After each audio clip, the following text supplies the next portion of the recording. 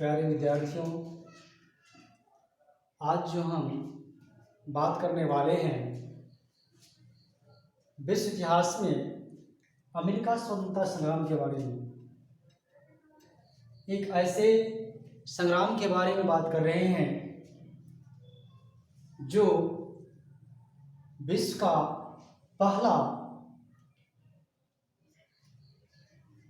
लिखित और स्वतंत्र देश के विषय में बात कर रहे हैं। वैसे तो पूरे विश्व में पहली बार गणतंत्र की जानकारी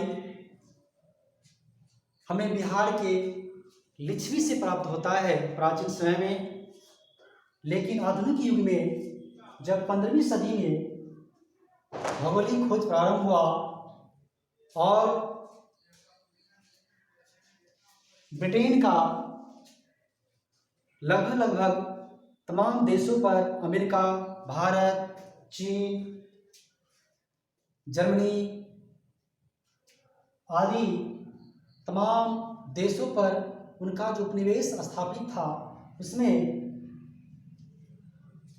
बड़े ही गंदे तरीके से, बड़े ही अव्यवहारपूर्ण तरीके से ये धन की निकासी किया करते थे। और खास करके अमेरिका की जब खोज हुई कोलंबस के द्वारा 1492 ईस्वी में, और पुनः अमेरिको वेस्पुसी ने बृहद भूखंड की जानकारी दिया, तब एक बड़ा सा वहाँ की जनताओं में कौतूहल पैदा हो गया और विश्व के अन्य भागों में भी यह जानने का मौका मिला कि अमेरिका भी कोई देश है। इसमें मुख्य रूप से उत्तरी अमेरिका पर फ्रांस और इंग्लैंड का वर्चस्व था, और आगे चल करके यह जो वर्चस्व है शतवर्षीय युद्ध में इन दोनों का वर्चस्व अर्थात इंग्लैंड और फ्रांस का वर्चस्व समाप्त हो गया, और इसमें जीत जो है अंततः इंग्लैंड को मिली। और जब इंग्लैंड को जीत मिली तो फ्रांस कमजोर पड़ गया, और आगे चल करके 1776 में थॉमस जेफरसन के द्वारा स्वतंत्रता घोषणा पत्र जारी किया गया।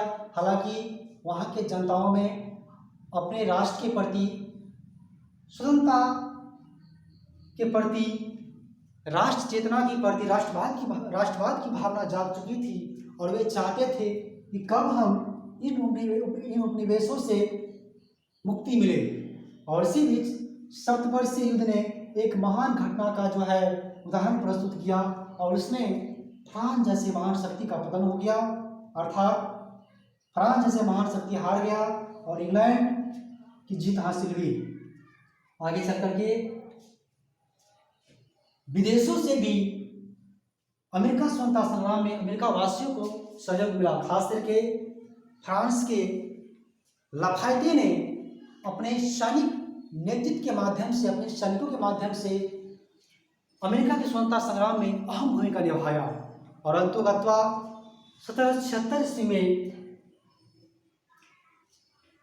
थॉमस जेफरसन द्वारा स्वतंत्रता घोषणा पत्र जारी कर दिया गया, और आगे चल करके 3 फरवरी 1783 ईस्वी को पेरिस संधि के द्वारा इस स्वतंत्रता संग्राम को समाप्त कर दिया गया, और 1787 ईस्वी में अमेरिका संविधान का निर्माण किया गया, और 1789 ईस्वी में अमेरिका का संविधान लागू हुआ, और पहले जो राष्ट्रपति बने जॉर्ज वाशिंगटन। उदाहरण के तौर पर आधुनिक समय में सबसे लिखित संविधान पहली बार अमेरिका के पास है, और इसके बाद सबसे पहली बार स्वतंत्रता की जो है मतलब स्वतंत्रता की जो खुशबू है, स्वतंत्रता की जो खुशबू और स्वतंत्रता की पहचान अमेरिका को ही मिला।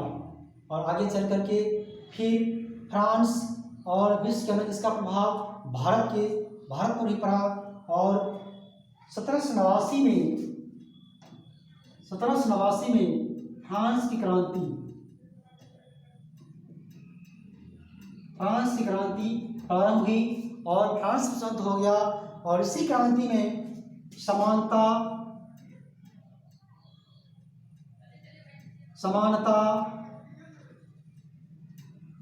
स्वतंत्रता, बंधुत्व और भ्रातृत्व, समानता, स्वतंत्रता, बंधुत्व और गणतंत्र और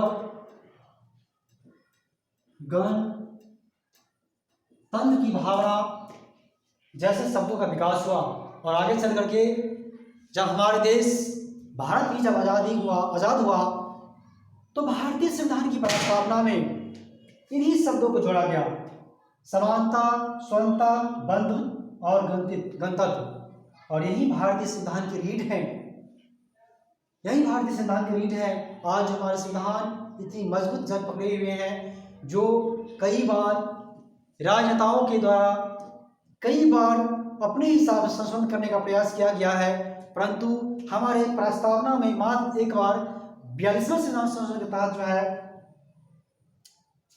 संशोधन किया गया है और राष्ट्र की एकता की जगह अखंडता शब्द और धर्मनिरपेक्ष जगह पथ निरपेक्ष शब्द को जोड़ा गया है। और तभी से लेकर के आज तक हमारे भारतीय संविधान प्रस्तावना में एक बार भी संशोधन नहीं हुआ है। और संविधान के विशेषज्ञों ने यहाँ तक कहा है कि अगर भारतीय संविधान में जो है हाथ लगाया गया, अब भारतीय संविधान में प्रस्तावना में संशोधन किया गया तो भारतीय संविधान की नींव ही धराशायी हो जाएगी। और इसी वजह है, यही इसी क्रांति का देन है, समानता, स्वतंत्रता, बंधुत्व और गणतंत्र जो भारतीय संविधान की रीढ़ है, जो यह जड़ पकड़े हुआ है। और इसी वजह से इतने सारे नेताएं लोग अपनी मनमानी करते हैं, फिर भी समानता, स्वतंत्रता, बंधुत्व और गणतंत्र की जो भावना है हमारे संविधान में जो लिखित है, जो विश्व का महान संविधान और लिखित संविधान है, यहाँ राजनेताओं के हाथ बन जाती है। और इसी वजह से समानता, स्वतंत्रता, बंधुत्व और गणतंत्र की भावनाएं हमारे समाज में कुछ वर्चस्व लोगों के द्वारा जब कमजोर लोगों को दबाया जाता है तो वहां पर वो फेल हो जाता है। और न्यायालय जो है, जो स्वतंत्र न्यायपालिका है, वहां तक जो है अपने मनमानी ढंग से कार्य करने लगता है, लेकिन प्रस्तावना यहाँ रोक देती है। तो इन्हीं शब्दों के साथ संक्षिप्त में हम जानकारी दे रहे थे। इन्हीं शब्दों के साथ जो है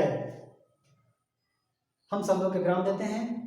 और अगर हमारी यह वीडियो अच्छा लगा हो तो प्यारे दोस्तों, प्यारे मित्रों, दीप स्टडी पॉइंट की ओर से आप सभी को इस दीपावली और छठ की ढेर सारी शुभकामनाएं। और प्लीज़ चैनल को सब्सक्राइब, लाइक और एक दूसरे के पास शेयर करना न भूलें। और आप हमें अपने परिवार का एक सदस्य समझे। जय हिंद, जय भारत।